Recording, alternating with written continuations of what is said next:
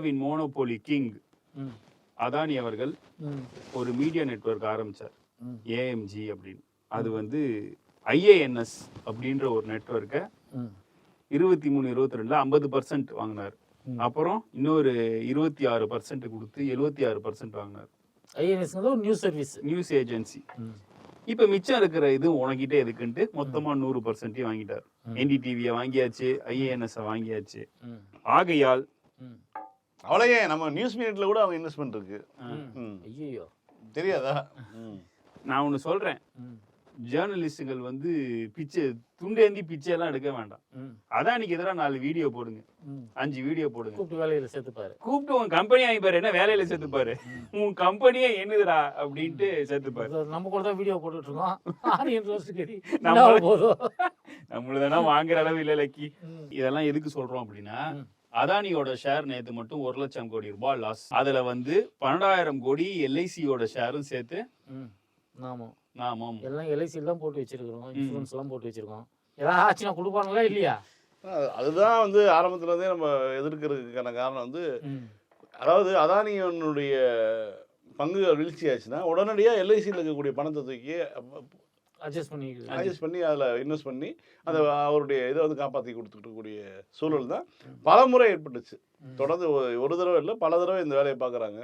இதுக்கு பேர் வேற பேர், இவங்க பண்ணுறதுக்கூடிய பேர் திருட்டுத்தனம். எல்ஐசியில் உடைய டேக்லைன் என்ன, வாழ்க்கைக்கு பிறகுங்கிற ஒரு நம்பிக்கை கொடுக்குறாங்கல்ல. அப்போ ஒருத்தர் வந்து நம்பி போடுறாரு, பணத்தை போடுறாரு, அவருக்கு பின்னாடி வந்து அவருடைய வாழ்க்கைக்கு பிறகு குடும்பத்துக்கு இந்த பணம் போய் சேருங்கிற ஒரு நம்பிக்கை தான். அந்த நிறுவனத்தை ஒரு போட்ட பணத்தையே எடுத்து சூதாடினாங்கன்னா இது அரசா அல்லது வேற எதுமா அப்படிங்கிற ஒரு கேள்விதான் வரும். நம்மனா அமெரிக்கால இந்த ஸ்கூல் படிக்கும் போது for the Indian by the Indian போம், அது மாதிரி இது for the Gujarati by the குஜராத்தின்ற மாதிரி தான் இது போயிட்டு இருக்கு. அமெரிக்கால வந்து ஒரு சம்மன் வருது அதானிக்கு, சம்மன் வந்தோடனே அவருடைய பங்குகள் சரியுது, உடனடியே அதுல அவர் அதானி நிறுவனத்துல வந்து போட்ட எல்ஐசியினுடைய பணமும் போச்சு.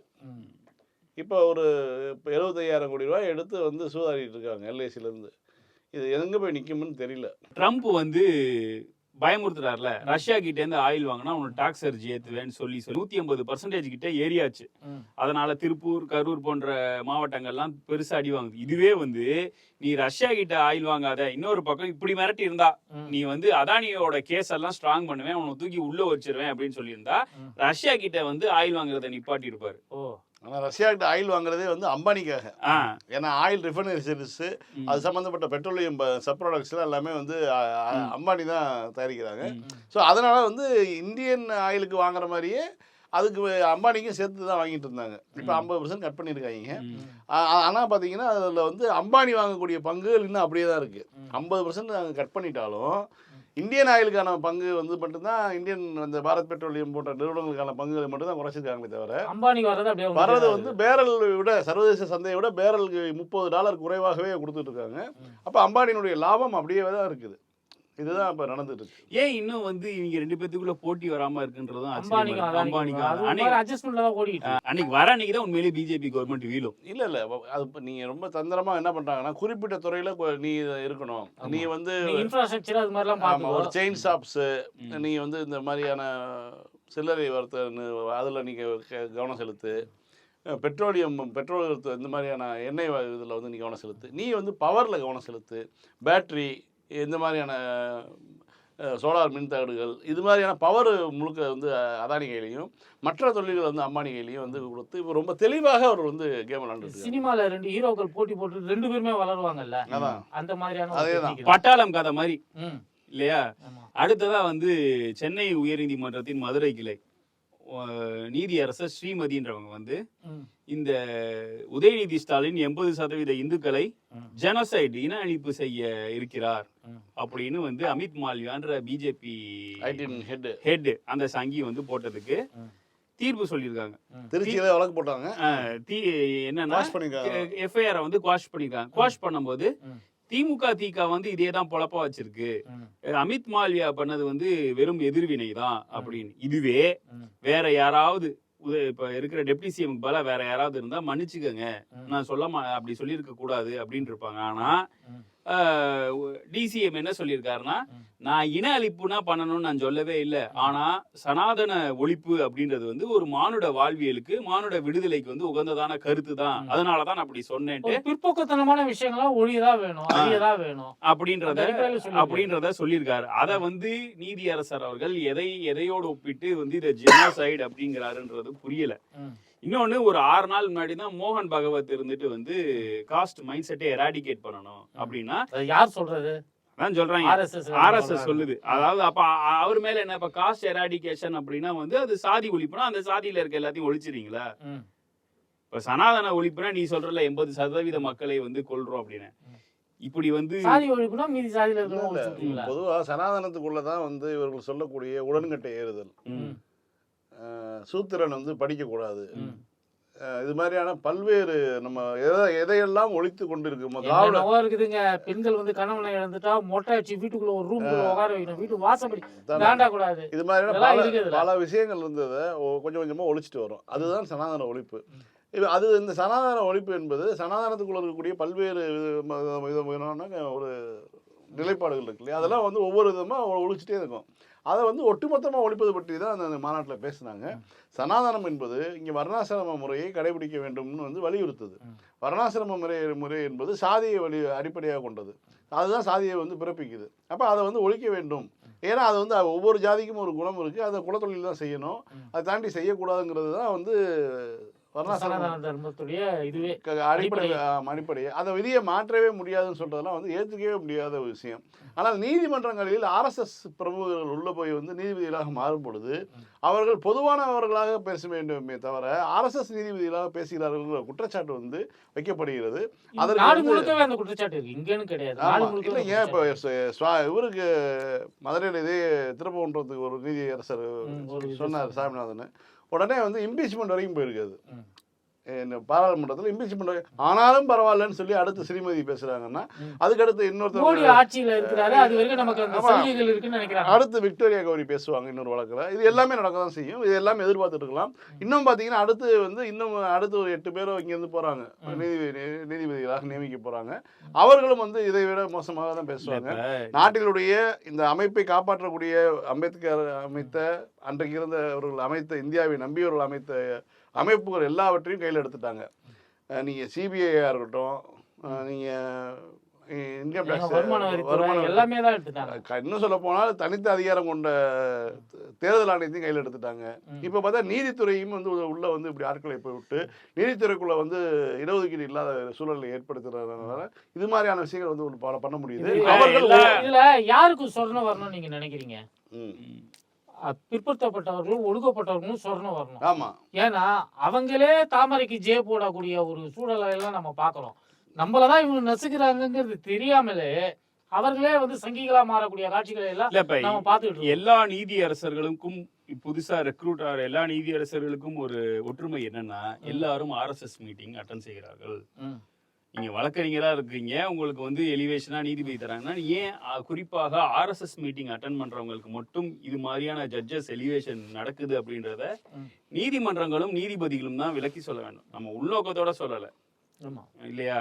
அதே மாதிரி யாரும் பேசாததே நம்ம பேசல. நீதித்துறையிலே பணியாற்றிய நீதியரசர் சந்துரு போன்றவர்கள்லாம் ரொம்ப காத்திரமா இந்த விஷயங்களை பத்தி கவனத்துக்குரியதா கொண்டு வந்துட்டு தான் இருக்கிறாங்க. ஏன் இப்போது வரை இடஒதுக்கீடு வந்து இந்த நீதிபதி நியமனங்களில் நடைபெறுவதில்லைன்றது இன்னொரு கேள்வி. ஏன்னா மொத்தமா 100%ல 80% வந்து யார் இருக்காங்க அப்படின்னா ஃபார்வர்ட் காஸ்ட் தான் இருக்காங்க. மிச்சம் இருக்கிறதுல தான் வந்து ஓபிசியும் தலித்துகளும் இருக்காங்க. ரொம்ப எஞ்சி இருக்கிற கணக்கெடுத்து பார்த்தாலும் ட்ரைப்ஸ்ன்றது வந்து ரொம்ப கம்மியான ஒரு தொகையா தான் இருக்கு. ஆகவே இதில் ரிசர்வேஷன் வேண்டும்னு நம்ம போராடக்கூடாது. அந்த தொழிலே இருக்காங்கல்ல வழக்கறிஞர், அந்த துறையில இருக்கிறவங்க தான் போராடணும். அந்த துறையில இருக்கவங்க தான் போராடணும். அது நம்ம சொன்னோம்னா கூட சட்னி யாருக்கும் புரிய மாட்டேங்குது. ரிசர்வேஷன் அப்படின்னு சொன்னோம்னா அதை வேற எதுவும் நினைச்சுக்கிறாங்க. உதாரணத்துக்கு பெட்ரோல் ஜிஎஸ்டில கொண்டு வரல அப்படின்னு நம்ம கதறிக்கிட்டு இருக்கோம் இல்லையா? நம்ம தினசரி பயன்பாட்டுக்கு உரிய ஒரு விஷயத்துல இந்த மற்ற எல்லாத்திலும் இருக்கிற விஷயம் இதுல இல்லையே அப்படின்னு நம்ம ஏன் கதறோம்? அது போலதான் மற்ற எல்லா துறைகளிலும் இருக்கக்கூடிய ரிசர்வேஷன் நீதித்துறையிலும் இருந்தால் நீதி ஒழுங்கா கிடைக்கும். அப்படின்றதுனால இல்லாட்டினா தீர்ப்பு இப்படிதான் வரும். அதாவது தீர்ப்புங்கிற பேர்ல ஒரு பிரச்சார உரையவே ஆற்றி முடிச்சிருக்காங்க அப்படிங்கிறது தான் அதுல உள்ள, அதாவது நீ வந்து ஜூரிஸ்ப்ரூடன்ஸ் என்ன சொல்லுது, தப்பு இல்லைன்னு சொல்லுது. கருத்து சொல்லலாம், கருத்து சொன்னாலும் அதை ஒட்டிய ஒரு இதுல சொல்லணும். எதுக்கு பெரியாரெல்லாம் இழுத்து அதுல தீர்ப்புல சொன்னாங்கன்றது புரியல. பெரியாரையும் திராவிடர் கழகத்திலையும் இழுத்து அதுல தீர்ப்பு சொன்னாங்கன்றது மேன்மை பொருந்திய நீதிபதி அவர்கள் தான் விளக்கி சொல்ல. இன்னொன்னு கருத்துக்களை சொல்றாங்க. நம்ம வந்து மடக்கு ஊதி என்று சொல்லப்படக்கூடிய விஜய் கூட அவனை பத்தி ஏகப்பட்ட கருத்துக்களை சொன்ன ஒரு நீதிபதி. அதெல்லாம் வந்து நீக்கணும், கருத்துக்களை நீக்கணும்னு சொல்லிட்டு மேல்முறையீட்டுக்கு போய் அந்த கருத்துக்கள் நீக்கப்பட்டு யாருக்கு அசிங்கம் இல்ல. இதுக்குமே வந்து தமிழ்நாடு அரசு வந்து மேல்முறையீடு செஞ்சு நீதி அரசு சொன்ன கருத்துக்களை எல்லாம் இது பண்ணுன்றதுதான் நம்மளுடைய கருத்து. இது அது மாதிரி ஒரு 4-5 நீதியரசர்களுடைய கருத்துக்கள் வந்து மேல்முறையீட்டுல நீக்கப்பட்டா யாருக்கு அசிங்கம்? அதுக்குன்னா அவங்க அச்சப்படுறதே இல்ல இல்லையா? இப்போ திண்டுக்கல்ல இதே திருப்பரங்குன்ற மாதிரியே திண்டுக்கல்ல ஒரு கோயிலையும் இதே ஒரு முஸ்லிம் இந்து இதை வந்து கலவரத்தை தூண்ட, கிறிஸ்துவ வன்னியர்களுக்கும் இந்து வன்னியர்களுக்கும் இடையில கலவரம். 2 மதம் கிடையாது, அது சாதி ரீதியா ஒரே ஆளுக தான், அங்காளி பங்காளி தான். ஆனாலும் கூட அந்த ஒரு கல்லு அது வந்து மந்தையில இருக்கு, அது கருப்பணசாமி சொல்லி இவராவை திருப்ப சொல்லி விட்டு பஞ்சாயத்து எழுத்து விட்டு ட்ரோன் ஷாட் எல்லாம் போட்டு விளக்கியாச்சு. இதெல்லாம் இத்தனை வருதே, அவர் அஞ்ச போறது இல்லை. அவர்கள் வந்து இது பண்ணாதான் நாட்களில் எம்பியாவோ கவர்னராவோ அப்படின்னு நினைக்கிறாங்க. ஒரு சுப்ரீம் கோர்ட்ல போய் ஒரு கேஸ் போட்டிருக்காங்க. அதாவது திருப்பரங்குன்றம் கோயிலையே தொல்லியல் துறை கையில் எடுக்கணும்னு. தொல்லியல் துறை கையில் எடுக்கணும்னா வழிபாடே நடக்காது. அது ஏதோட அதுக்கு ஒரு கணக்கு வச்சிருக்காங்க. அது குறைந்தது வந்து இவ்வளவு ஆண்டுகளுக்கு முந்தைய கோயிலாக. தொல்லியல் துறை கைக்கு எடுத்துட்டா அங்க நீங்க வழிபாடு நடத்தக்கூடாது, நீங்க அபிஷேகம் பண்ணக்கூடாது, நீங்க அதுல வந்து எண்ணெய் எல்லாம் பூசக்கூடாது. பொதுவா கோயில்கள்ல பாத்தீங்கன்னா விக்கிரகங்களை விளக்கேற்ற முடியாது. விளக்கேத்தனா அது இதுவாயிடும், கல்லு இதுவாயிடும், ஹீட் ஆகி டேமேஜ் ஆயிடும். தொல்லியல் துறை கிட்ட திருப்பரங்குன்றத்தை ஒட்டுமொத்தமாக நீங்கள் ஒப்படைத்தால் அங்க இருக்கக்கூடிய எந்த கோயில்களிலும் வழிபாடு செய்ய முடியாத நிலைமை வந்துடும். அது யாருக்கு பிரச்சனைனா வழிபடக்கூடிய பக்தர்களுக்கு பிரச்சனை.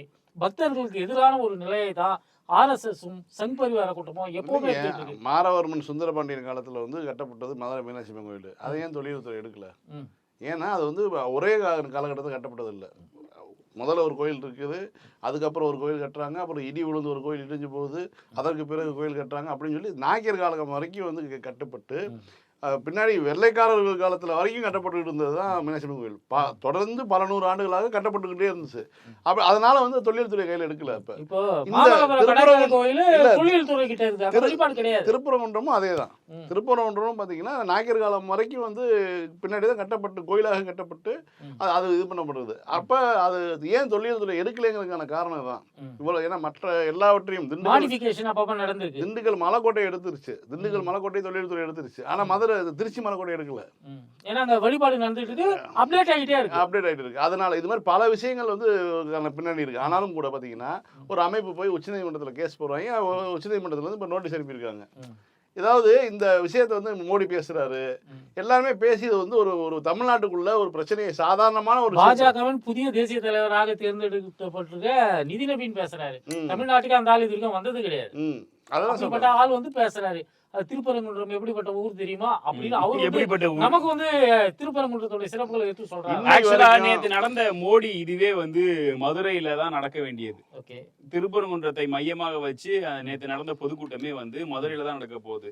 ஆனா ஏன் என்ன காரணம் தெரியல, அவங்க வந்து திருப்பி வந்து மதுரையில நடத்த முடியல, மது ராந்தகத்துல நடத்திட்டாங்க. ராந்தகத்துல நடத்திருக்காங்க. மது இருந்தா போதும் அப்படின்னு முடிவு பண்ணிட்டாங்க. நேற்று முக்கிய எல்லாரும் வந்து ஒன்னா சேர்ந்து இந்த ஆட்சிக்கு எதிராக பேசி கொண்டிருந்த போது சிஎம் ஒரே வார்த்தையில டபுள் இன்ஜின் சர்க்கார்னா இல்லது டப்பா இன்ஜின் சர்க்காரு அப்படின்னு தூக்கி போட்டு போயிட்டாரு. இல்ல எடப்பாடி பழனிசாமி வந்து சொல்றாரு, ஆட்சி இருந்தால் ஒன்றிய அரசுடன் இணைந்து பிணைந்து அதெல்லாம் பண்ணி நீட்டை தூக்கி கொடுத்த மாதிரி உதயமின் திட்டத்துக்கு வந்து தமிழ்நாட்டுல வந்து வெளிமாநிலத்தை சேர்ந்தவர்கள் அரசு பணியாளராக பணியாற்றலாம், தமிழ் படிக்க வேண்டிய அவசியம் இல்லைன்னு ஜீவோ போட்டாங்க. இது மாதிரி எல்லாம் வந்து செய்வதற்கான ஒரு ஆட்சியாக நான் செய்வேன்னு சொல்றேன். இன்னும் சொல்ல போனா எம்ஜிஆர் நூற்றாண்டு விழாவை சிறப்பாக கொண்டாடிடக் கூடாதுன்னு சொல்லிட்டு மேல இருந்து பிரஷர். இவனுங்க தங்களுடைய கட்சியை உருவாக்க நிறுவனருடைய நூற்றாண்டு விழாவை கூட அவர் இவங்களுக்கு பயந்துகிட்டு இவனுங்க ஒழுங்கா கொண்டாடல. இவனுங்க அதிகபட்சம் ஒரு ஆர்ச் வச்சிருக்காங்க. அந்த ஆர்ச்ல எந்த கலைநயமும் கிடையாது, சும்மா ஏதோ ஒரு பொட்டி மாதிரி வச்சிருக்காங்க. அதுக்கப்புறம் வந்து சென்ட்ரல் ரயில்வே ஸ்டேஷன் பேரை மாத்திருக்காங்க. ஆமா உண்மையை சொல்ல போனா திமுக ஆட்சியா இருந்திருந்தா கூட ஏதாவது 2 மணிமண்டபம் கட்டி 2 காலேஜுக்கு பேரையா வச்சிருப்பாரு. Who miss the chance? அதாவது அது எம்ஜிஆர் தான். ஏன்னா எம்ஜிஆருக்கு வந்து தமிழ்நாட்டில் அவரும் ஒரு 10 ஆண்டு கால ஆட்சி பண்ணார்னு வச்சுக்கோங்க. 10 ஆண்டு காலத்தில் வந்து அவர் அந்த ஆட்சி காலத்தில் செய்த விஷயங்கள் எவ்வளவோ விமர்சனம்லாம் இருக்குது போது. ஆனால் அவர் அரசியலில் அவருக்கான ஒரு மதிப்பு இருந்தது. ஒரு மக்கள் தலைவராக இருந்தார். அப்படின்னா அவருக்கு ஒரு 100 வருதுன்னா என்ன பண்ணணும்? ஒரே ஒரு ஆர்ச்சு ஒரு ஃபங்க்ஷன், அவ்வளோதான். இது எதுவுமே. அப்புறம் ஜெயக்குமார் பாட்டு பண்ணார். அண்ணா நூற்றாண்டுக்கு கலைஞர் என்னென்னலாம் செஞ்சார்? 2009 அண்ணா நூற்றாண்டு நூலகம், தொடர்ந்து வந்து அண்ணாவை பற்றியான கருத்தரங்குகள், கலைஞர் நூற்றாண்டுக்கும் அந்த மாதிரி சிறப்பாக செஞ்சார். கலைஞர் நூற்றாண்டுக்கு எவ்வளோ தூரம் பண்ணாங்க. அதுதாங்க ஒரு லெகசி. அது ஒரு இயக்கம் எப்படி அறிவு இயக்கம் எப்படிங்கிறதுங்கிறதும் அந்த அறிவு இயக்கத்தினுடைய போலியாக இருக்கக்கூடிய நபர்கள் எப்படி இயங்குவாங்கிறதுக்கான எடுத்துக்காட்டு தான் இது. இப்போ எடப்பாடி பழனிசாமியும் டிடிவி தினகரனும் கை கொடுக்குறாங்கன்னா இவர்களுக்கு வெக்கமும் இல்லை, மானமும் இல்லை, சோத்துல உப்பு கூட சாப்பிட்றது இல்லை. ஒரு மிரட்டல் இருந்தால் போதும் போய் கை கொடுத்துக்கிறாங்க. அண்ணன் எடப்பாடி, தம்பி டிடிவிங்கிற மாதிரி அவங்க பேசுகிறாங்கன்னா இப்போ இவர்களுக்கு தேவை வந்து அரசியல், சந்தர்ப்பவாத அரசியல் தான். அதுக்காக வந்து எதை வேணாலும் வந்து இவர்கள் வந்து இது பண்ணுறதுக்கு தயார். 15 நாளைக்கு முன்னாடி, 20 நாளைக்கு முன்னாடி பேசுறதுக்கு நம்பரு இப்ப ஏன் வந்து பேச மாட்டேங்கிறாரு? நம்ம அப்படி கருதிக்க வேண்டியதுதான். கிட்டத்தட்ட ஒரு அரசியல் தற்கொலை தான் பண்ணது. இது வந்து ஒரு நீ வந்து இன்னைக்கு பிணமாயிட்ட அப்படின்னு தான் நினைக்க வேண்டியது. வேற என்ன சொல்றது? இதுல எடப்பாடியே வந்து 24லயோ 19லயோ வந்து ஒன்றிய அரசு எங்களுக்கு போதிய நிதி ஒதுக்கவில்லைன்னு சொன்னது இருக்கு. தம்பிதுரையும் வந்து எங்கள் கஜா புயல், அந்த புயல், இந்த புயலுக்குலாம் காசு தரதுல ஒன்றிய அரசுன்றது சொன்னது இருக்கு. கூட்டணி நிர்பந்தத்திற்காக தான் தமிழ்நாட்டுக்கு விரோதமான சட்டங்களை நாங்கள் கொண்டு வந்தோம்னு முனுசாமி சொன்னது இருக்கு. இப்போ டிடிவியும் எடப்பாடியும் ஒரு பொது எதிரியை வீழ்த்துறதுக்கு ஒண்ணு சேர்ந்தாங்கன்னா பரவாயில்ல. இப்ப யார் டிடிவிக்கு திமுகனால ஏதாவது பிரச்சனை வந்ததா? கிடையாது. திமுக ஃபெராஜஸ் போட்டுச்சு. இல்ல உங்க 2 பேத்துக்கும் பொது எதிரி பிஜேபி. அவங்கிட்ட போய் நீங்க சரணடைஞ்சிட்டு நாங்கள் அம்மாவின் பிள்ளைகள் திமுகவை வீழ்த்துவோம்னா மக்கள் என்ன நினைப்பாங்க? முதல்ல உங்க கட்சிக்காரர் என்ன நினைப்பான்? அண்ணாமலை வந்தாப்லையா? அதாவது என்ன சொல்றாங்கன்னா அண்ணாமலை தான் வந்து டிடிவிய சரி பண்ணி வாங்க பாவா போய் வந்து உள்ள போய் கூட்டணியில சேர்ந்துட்டோம்னா வந்து மெதுவா எடப்பாடி துரத்தி விட்டுரும், அதிமுக உங்களுக்கு தான் அப்படின்னு சொல்லி கூட்டிட்டு போனதாகவும், இல்லாட்டினா 2ஆம் தேதி வந்து வாய்தா வருது அதையும் பாத்துக்கீங்கன்னு சொல்லி அண்ணாமலை மூலமாக நடந்த ஒரு பேச்சுவார்த்தை அடிப்படையில் தான் அவர் உள்ள போனதா சொல்றாங்க. இல்ல பிஜேபியோட இது என்ன சொல்றாங்கன்னா, எடப்பாடி தேசிய ஜனநாயக கட்சி கூட்டணி ஜெயிச்சா வெற்றி பெற்ற வர போறது இல்ல, தமிழ் தெரிந்த ஒரு பெண் தான் முதல்வர் ஆவாங்க அப்படின்னு இருக்காங்க. எங்க தமிழ்நாட்டுலயா? தமிழ் தெரிந்த ஒரு பெண் தெரிசா அப்படி திருடால வில்லன் வருவான்ல, மூதாட்டி ஔவையார் தோட்டத்துல இருக்கக்கூடிய ஒரு மூதாட்டி அப்படின்னு தெளிவா சொல்லிட்டு போயிடுங்களேன். திருடாத்திடம் வில்லையாருங்க சலீம் கோஸ். இப்ப புரிஞ்சுக்கும் மக்களுக்கு யாருன்னு. சலீம் கோஸுக்கு பொம்பளை வேஷம் போட்டா எப்படி இருக்கும் அப்படின்ற மாதிரியான ஆனியன் ரோஸ்ட் நேயர்கள் வந்து நீ அவ்வளவு வந்து மடக்கு ஊதிகளாக நீ நினைக்கிறியா? மடக்கூதி தாங்க சிம்பிள். எல்லாரும் வந்து அந்த சேர்த்து ஸ்பீடா சொல்லாதீங்க, பிரிச்சு சொல்லுங்க. மடக்கு பிளஸ் ஊதி பிரிச்சு சொல்லுங்க. வழக்கமா நாம் தமிழர் பிள்ளைகள் தான் வந்து இந்த மாதிரி பண்ணோம். காரை வந்து மகிழுந்தி, பேருந்தை வந்து என்னது, பேருந்துக்கு என்ன பேருந்து, இதுக்கு மேல ஏதோ சொன்னாதான் உங்களுக்கு. அதே மாதிரி இப்ப அவங்க வந்து கோட்ல வந்து ஒரு விசில் பாட்டு வந்தது, அதையே வந்து அவங்க சுத்த தமிழ்ல மடக்கு ஊதி பாடிட்டு இருக்காங்க. சத்தம் பத்தாது. இல்ல யாரோ ஒரு தமிழறிஞர் சொல்லியிருக்காரு, விசில்ங்கிறது வந்து வேற வார்த்தை, ஆங்கில வார்த்தை. அதை வந்து நீங்க தமிழ்ல வந்து எடுத்து சொல்லி இருக்கிறாரு. அதனால இவங்க வந்து மடக்கு ஊதி நீங்க தான் சொல்றீங்க. இல்ல நான் திருச்சிதான் சொல்றேன். இல்ல இதுல இன்னொன்னு என்னன்னா, இந்த ரோடு ரெண்டுமே ஒரே மாதிரி சிம்பிள் ஒரே மாதிரி தான் இருக்குது. எல்லாம் இந்த மடக்கு ஊதிக்கு குத்தலாம் அப்படின்னு போறவங்க ரோட்ல சுத்தமா ஊட்டிட்டு வந்துருவாங்க போல. சுத்தமா ஒரு 1.5 மாசமா சீன்லயே இல்லையே. யாரு? அந்த கட்சியே சொல்றேன். எங்க சீன்ல இல்ல? ஏப்பா டெல்லி சிபிஐ ஹெட் குவார்ட்டர்ஸே அலறிக்கிட்டு இருக்குது. இல்ல நான் சொல்றது ஒரு வார்டுக்கு அமைதியா உட்கார்ந்து செவுத்த பார்த்து உட்கார்ந்து 5 மணி நேரம் பொலிட்டிக்கலா ஒரு மூவ்மெண்ட்டும் இல்லாமல இருக்காங்க. கடைசியா ஒரு அறிவிச்சிருக்காங்க ஒரு இது. ஏப்பா இது 15 நாளைக்கு முன்னாடி அங்கங்க ஜனநாயகனுக்கு போஸ்டர் ஓட்டுனாங்க, கட் அவுட் வச்சாங்க, படம் ரிலீஸ் ஆகல அவ்வளவுதான். இல்ல இப்போ ஒரு பட்டியல் வெளியிட்டாங்களே தேர்தல் பிரச்சாரம் சொல்லி அவங்களுடைய நிர்வாகிகள் போறாங்கன்னு ஒரு பட்டியல் கீழே வந்து ஒருத்தன் போட்டிருக்கேன் இடியாப்பங்காரங்க இதோட ஸ்பீடா போறீங்களடா அப்படின்னு சொல்லி. ஏன்னா ஒரே நாள்ல வந்து 4 மாவட்டம், அடுத்த நாள் பாத்தீங்கன்னா 5 மாவட்டம்னு சொல்லி ஒரு லிஸ்ட் போட்டிருக்காங்க. எதுல போவாரா? அதான் அவரு போல நிர்வாகிகள் பயணம் பண்றாங்கன்னா அது வந்தோடனே போனா கீழே கமெண்ட் ஏன்னா இடியாப்பம் வைக்கிறேன் கூட. பிரச்சாரத்துக்கு இப்ப விஜய் போக மாட்டாராமா? அதாவது வருவாரு அவர் வந்து எப்பன்னா அங்க வர வேண்டிய நேரத்துல வந்து இன்னும் 4 இடத்துல பேசுவார். கோயம்புத்தூர், மதுரை, திருச்சி, சென்னை. ஆனா ஜெயலலிதா கூட மாவட்டத்துக்கு மாவட்டம் போச்சு. ஜெயலலிதாவெல்லாம் நல்லா பேசுற மாதிரி ஆயிடுச்சு. அதுதான் அரசியல். அதாவது கடந்த காலத்துல வந்து நடந்தக்கூடிய நிகழ்வுகள் வந்து அடுத்து அதை விட மோசமானவர்கள் வரும்போது இப்ப ஜெயலலிதா வரும்போது யோசனை பண்ணி பாருங்களேன். காமராஜ் எதிர்த்து அரசியல் பண்ண கலைஞர் போய் ஜெயலலிதாவோட பண்ணணும் இருக்கணுமா அப்படின்னு ஒரு கேள்வி கேட்டு பேசாம அரசியல்ல வந்து நீங்க வந்து ரிட்டையர் ஆயிருங்க அப்படின்னு யார் சொன்னா? திமுக காரணம் சொன்னா. அப்ப இருந்த தாலியர் பணி என்ன என்ன அது சொன்னாங்க. இப்போ என்ன ஆகி போச்சுன்னா இப்போ வந்து எடப்பாடிக்கு எதிராக வந்து MKS அவருடைய வரலாறு என்ன, இவருடைய இது என்ன இன்னைக்கே சொல்லியிருக்காரு. பெருந்தலைவர் காமராஜர், பேரறிஞர் அண்ணா, கலைஞர், மக்கள் திலகம் எம்ஜிஆர், அம்மையார் ஜெயலலிதா சந்திக்காத எதிர்ப்பை நான் சந்தித்து வருகிறேன். அவர்கள் எல்லாம் இருந்தபோது இந்த அவைக்கு ஒரு மாண்பு இருந்தது. ஆளுநர் இவ்வாறு நடந்ததில்லை. ஆனாலும் இப்போது இருக்கிற ஆளுநர் இப்படி அப்படின்னு எல்லாம் சொல்லி. நம்ம ஊர் ஆளுநர் மட்டும் கிடையாது, கேரளால அப்படிதான் இருக்காங்க, கர்நாடகால அப்படிதான் இருக்காங்க. இந்த எய்ட்ஸ் மாதிரி பரவுது. எல்லா ஊர்லயும் அப்படிதான் இருக்கிறாங்க. ஆனால் இதற்கெல்லாம் நான் அச்சப்பட மாட்டேன். தலைவர் கிளியரா சொல்லிட்டாரு. ஆளுநர் உரைங்கிற ஒரு சம்பிரதாயமே நமக்கு தேவையில்லை இனிமேல். 67ல அண்ணா வந்து சொன்னது என்னன்னா ஆளுநரே தேவையில்லைட்டாரு. ஆளுநர் தேவையில்லைன்றத முன்னாடி சொல்லிட்டாரு. அமைச்சரவை ப்ரிப்பேர் பண்ற உரை தானே, இதை சபாநாயகருக்குள்ள அமைச்சரே யாராவது ஒருத்தர் படிக்கட்டும் அப்படின்ட்டாரு. கரெக்ட். அண்ணாவுடைய டிசிஷன் கரெக்ட் தான். அதை வந்து நம்ம கொஞ்சம் நாகரிகத்தை எல்லாம் பார்த்து இவ்வளவு நாள் வந்துட்டு போய் இங்க பத்திரிகையை வச்சு கூப்பிட்டு இங்க நலுங்கு வச்சு அனுப்பிச்சிட்டு இருக்கோம். ஜனநாயக நாட்டுல கவர்னர்ங்கிற ஒரு போஸ்டிங்க்கு என்ன ரெலவன்ஸ்? ஒரு IAS அதிகாரி கொண்டு போகக்கூடிய வேலை தானே இது. ஒரு ஆண்டுக்கு வந்து இந்தியா முழுக்க இருக்கக்கூடிய கவர்னர்களுக்கு 750 கோடியிலிருந்து வரைக்கும் செலவாகுதுன்னு சொல்லி வட இந்திய ஊடகங்கள் எடுத்து போடுறாங்க. அதுவும் சென்னையில இருக்கிறவங்களுக்கு தெரியும். ராஜ்பவன்ங்கிறது ஒரு காடு, அந்த காட்டுக்கு நடுவுல ஒரு மாளிகை, ஒரு அரண்மனை போன்ற ஒரு மாளிகை. கவர்னர்னா கிரீன்வேஸ் ரோட்ல இருந்தா என்ன? அதை அடுத்து நம்ம பண்ணிடணுங்க. தொல்பொருள் ஆய்வுத்துறை கிட்ட கொடுத்துட்டு இந்த பில்டிங் 10,000 இருக்கிறவங்க எல்லாம் வெளில அனுப்பிச்சிட வேண்டியதான். 10,000 மான் இருக்குங்க உள்ள. அதெல்லாம் பராமரிப்பு அதெல்லாம் பண்ணணும்னு சொல்லிட்டு அது அப்படியே போதுமான அளவு பார்க் வேணும்னு கேட்டுட்டு இருக்காங்க. அதை பார்க் ஆக்கி விட்டு கிரீன்வேஸ் ரோட்ல குறிஞ்சி மாதிரியோ இல்ல அதோட பெருசா கூட கட்டி விட்டுருவோம். ரைட். உங்களுக்கு எந்த பில்டிங் வேணுமோ கேளுங்க, ஏட்டையா உங்களுக்கு தந்துருவோம்னு சொல்லிட்டு முடிச்சு விட்டுற வேண்டியதுதான். மீண்டும் இன்னொரு பூமரில் சந்திப்போம். நன்றி, வணக்கம்.